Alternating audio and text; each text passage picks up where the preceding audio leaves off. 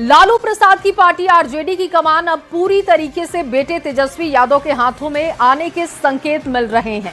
चर्चा है कि नेता प्रतिपक्ष तेजस्वी यादव को पार्टी का कार्यकारी राष्ट्रीय अध्यक्ष बनाया जा सकता है, जिसके लिए कवायद भी तेज हो चुकी है। अगर 25 जनवरी को कार्य समिति की बैठक में तेजस्वी के नाम पर मुहर लगती है तो इसका ऐलान भी उसी दिन किया जा सकता है।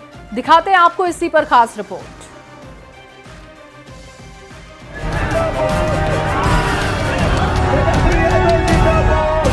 तेजस्वी यादव बिहार के नेता प्रतिपक्ष और पूर्व मुख्यमंत्री लालू प्रसाद के छोटे बेटे। बिहार विधानसभा चुनाव में करारी हार के बाद एक बार फिर से तेजस्वी की चर्चा जोरों पर है, लेकिन इस बार सरकार बनाने के लिए नहीं, संगठन को नए सिरे से खड़ा करने को लेकर तेजस्वी सुर्खियों में। चर्चा है कि आरजेडी में पावर ट्रांसफर की कवायद शुरू कर दी गई है। तेजस्वी यादव के हाथ में राष्ट्रीय जनता दल की कमान सौंपने की बात कही जा रही है। पिता लालू प्रसाद की राजनीतिक विरासत संभालने को तैयार तेजस्वी आरजेडी के राष्ट्रीय कार्यकारी अध्यक्ष बन सकते हैं, जिसका आधिकारिक ऐलान 25 जनवरी को होने वाली कार्य समिति की बैठक में किया जा सकता है। माननीय लालू प्रसाद यादव जी का मार्गदर्शन लगातार मिलते आ रहा है और उन्होंने पार्टी की स्थापना की, पार्टी को सींचने का काम किया। उन्हीं के विचारधारा को तेजस्वी प्रसाद यादव आगे बढ़ा रहे हैं। बिहार की सियासत में सबसे ताकतवर परिवार की पार्टी यानी आरजेडी में जनरेशनल शिफ्ट की चर्चा को लेकर जमकर राजनीति हो रही है। पिता की पार्टी में तेजस्वी को नंबर 2 की हैसियत आधिकारिक रूप से देने को लेकर सत्तारूढ़ बीजेपी और जेडीयू हमलावर है। सत्ताधारी दल आरजेडी पर परिवारवाद का आरोप लगाकर निशाना साध रहे हैं। तेजस्वी यादव को कार्यकारी राष्ट्रीय अध्यक्ष बनाना लोकतंत्र नहीं, वंशवाद की खुली चुनौती है। आदरणीय लालू प्रसाद जी, जिनका राजनीति का केंद्र केवल परिवार रहा है, राबड़ी देवी जी को विधान परिषद में नेता बनाया, भाई तेजस्वी जी को पहले नेता प्रतिपक्ष बनाया, अब राजद का राष्ट्रीय कार्यकारी अध्यक्ष बनवा रहे हैं।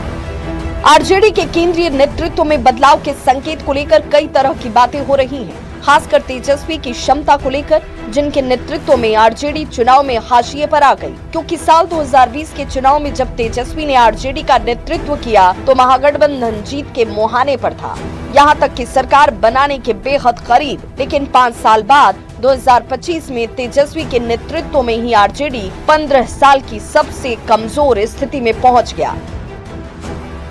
लालू जी की तबीयत भी बेहद खराब रहती है और इसके मद्देनजर अगर आरजेडी ने तय किया है कि तेजस्वी यादव को कार्यकारी अध्यक्ष बनाना चाहिए तो उनका स्वागत होना चाहिए। कहते हैं जब लोकतंत्र में संख्या बल कमजोर होता है तब नेता की ताकत पर सवाल उठते हैं, लेकिन तेजस्वी का सियासी सफर इतना भी निराशाजनक नहीं रहा है। क्रिकेट का करियर छोड़ साल 2015 में राजनीति में आए तेजस्वी बिहार की सियासत में कई कीर्तिमान अपने नाम कर चुके हैं। महज 26 साल की उम्र में बिहार के डिप्टी सीएम बने, सबसे कम उम्र में नेता प्रतिपक्ष और अब पार्टी की कमान संभालने की जिम्मेदारी। ऐसे में देखना होगा कि क्या तेजस्वी आरजेडी को फिर से खड़ा करने में सफल हो पाएंगे। अगर हाँ तो उनकी सियासी रणनीति क्या होगी। पटना संवाददाता अमित कुमार के साथ ब्यूरो रिपोर्ट न्यूज़ 18। और वहीं तेजस्वी यादव के आरजेडी राष्ट्रीय कार्यकारी अध्यक्ष बनने के सवाल पर बीजेपी प्रदेश अध्यक्ष संजय सरावगी ने बयान दिया। उन्होंने कहा कि कोर्ट ने तेजस्वी और उनके सहयोगियों पर आपराधिक सिंडिकेट चलाने का फैसला दिया है। संजय सरावगी ने आरोप लगाया कि ये लोग बिहार और बिहारी का अपमान करने वाले लोग हैं। उन्होंने कहा कि बिहार के लोग ऐसे नेताओं को किसी भी हालत में बर्दाश्त नहीं करेंगे। ने जो इन लोगों पर जो प्रतिक्रिया दी है कि ऐसे लोग राजनीति में जो है सिंडिकेट चला रहे हैं, आपराधिक सिंडिकेट चला रहे हैं, ऐसा जो है न्यायालय ने वर्डिक्ट दिया है, तो समझ सकते हैं ऐसे लोग जो है बिहार को काला टीका लगाने वाले लोग हैं, बिहार और बिहारी शब्द को अपमान करने वाले लोग हैं। कुछ भी बन जाए, ऐसे लोगों को बिहार के लोग जो है किसी हालत में भी बर्दाश्त नहीं करेंगे। और अगली खबर आपके सामने रोहतास से रखने जा रहे हैं। रोहतास के दिनारा से ये खबर। बक्सर के आरजेडी सांसद सुधाकर सिंह ने नेता प्रतिपक्ष तेजस्वी यादव को नई कमान देने की तैयारी पर बयान दिया है। उन्होंने कहा कि पार्टी की राष्ट्रीय परिषद का फैसला सर्वमान्य है। तेजस्वी यादव को पहले से ही पूरे अधिकार दिए जा चुके हैं, बस आधिकारिक ऐलान होना बाकी है। इसकी तारीफ लगातार आरजेडी के नेता कर रहे हैं। तेजस्वी जी संयुक्त रूप से पार्टी के सभी कार्यक्रम को फैसला लेंगे। यह पहले ही पास है मेरा, यह 2022 के ही 2022 के ही राष्ट्रीय प्रस्ताव का ये हिस्सा है और जो भी कुछ आपने सुना है वो 2022 के जो प्रस्ताव पास है उसके संदर्भ में उनको निर्णय लेने का सभी अधिकार भी पहले से भी है और आगे भी उनके पास सभी निर्णय है। और वहीं आरजेडी में तेजस्वी यादव को कार्यकारी अध्यक्ष बनाए जाने की तैयारियों पर जमुई सांसद अरुण भारती ने कड़ी प्रतिक्रिया दी है।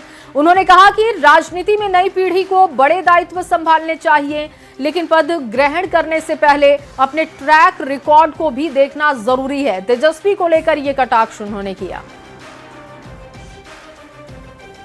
जिस तरह से उन्होंने अपने कार्यकर्ताओं का, अपने नेताओं का मनोबल गिराया है, अपनी पार्टी की संख्या को गिराया है, चाहे वो लोकसभा हो, विधानसभा हो, तो मुझे लगता है कि राष्ट्रीय जनता दल में उनको वैकल्पिक लीडर के बारे में भी सोचना चाहिए। वो तैयारी जरूर कर रहे हैं, ये उनका अधिकार है, मगर जो उनके सैकड़ों कार्यकर्ता हैं, जो उनके नेता हैं, जो उनके जनप्रतिनिधि हैं, उनको भी इस बात पर विचार करना चाहिए कि क्या वो एक फेल हो चुके, एक विफल नेता के साथ भविष्य में आगे बढ़ना चाहेंगे।